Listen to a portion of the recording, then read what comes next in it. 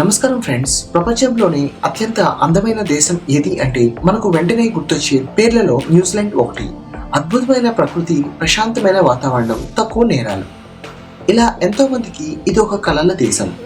కానీ ప్రస్తుతం ఈ దేశంలో ఒక విచిత్రమైన పరిస్థితి నడుస్తుంది. వేలాది మంది స్థానిక ప్రజలు, ముఖ్యంగా యువత, తమ సొంత దేశాన్ని వదిలిపెట్టి వేరే దేశాలకు వలస వెళ్లాల్సిన పరిస్థితి. రికార్డు స్థాయిలో ప్రజలు న్యూజిలాండ్ ని ఎందుకు పెడుతున్నారు?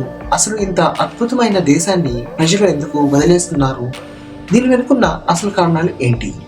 ఈ రోజు మన వీడియోలో దీని గురించి పూర్తిగా తెలుసుకుందాం. వీడియోని చివరి వరకు చూడండి.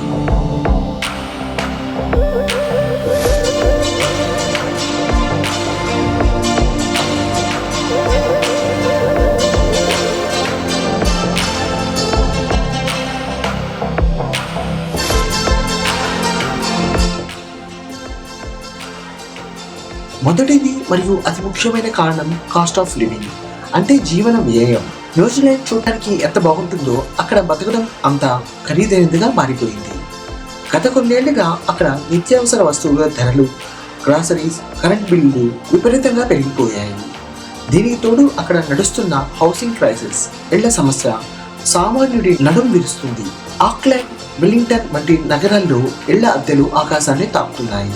ఇక సొంత ఇల్లు కొనడం అనేది మధ్యతరగతి ప్రజలకు ఒక అసాధ్యమైన కలగా మారిపోయింది. సంపాదించిన డబ్బుల్లో సగానికి పైగా కేవలం అద్దెలు, బిల్లులకే సరిపోతుంది. ఇక పొదుపు ఏం చేస్తాం అని ప్రజలు ఆవేదన చెందుతున్నారు. రెండవ కారణం తక్కువ వేతనాలు. న్యూజిలాండ్ పక్కనే ఉన్న ఆస్ట్రేలియాతో పోలిస్తే ఇక్కడ జీతాలు చాలా తక్కువ.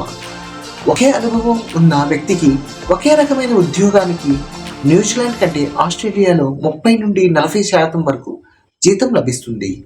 ఉదాహరణకు హెల్త్ కేర్, కన్స్ట్రక్షన్, ఐటీ మరియు హాస్పిటాలిటీ రంగాల్లోని నిపుణులకు ఆస్ట్రేలియాలో భారీ ప్యాకేజీలు ఇస్తున్నారు.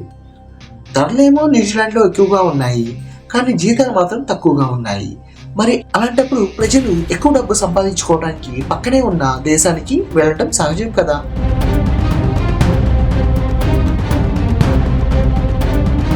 మూడవ కారణం దేశ ఆర్థిక పరిస్థితి మందగించడం మరియు ఉద్యోగాల కొరత.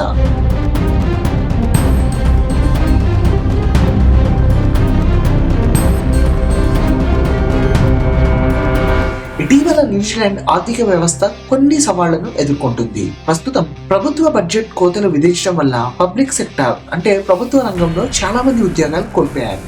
ప్రైవేట్ కంపెనీలు కూడా కొత్తగా ఉద్యోగాలను తీసుకోవడం తగ్గించేశాయి. దీనివల్ల చదువు పూర్తి చేసుకున్న యువతకు, యూనివర్సిటీ గ్రాడ్యుయేట్స్ కు కెరీర్లో ఎదగడానికి సరైన అవకాశాలు కనిపించడం లేదు. చిన్న మార్కెట్లు కావడం వల్ల ప్రమోషన్లు, కెరీర్ గ్రోత్ చాలా నెమ్మదిగా ఉంటుంది. నాలుగవది వలసలు, ఆస్ట్రేలియా ఇమిగ్రేషన్ పాలసీ.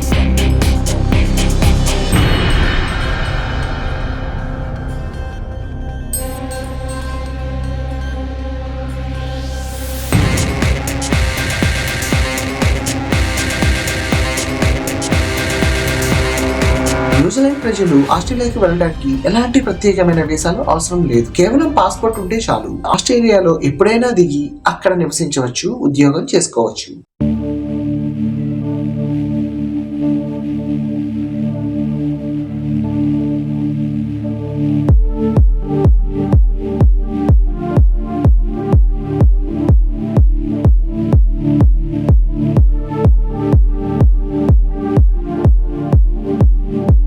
ఇలాంటి సులభమైన నిబంధనలు ఉండటం వల్ల న్యూజిలాండ్ ప్రజలు తమ దేశంలో ఇబ్బంది పడటం కంటే కేవలం కొన్ని గంటల ప్రయాణ దూరంలో ఉన్న ఆస్ట్రేలియాకు వెళ్లి స్థిరపడటానికి మొగ్గు చూపుతున్నారు.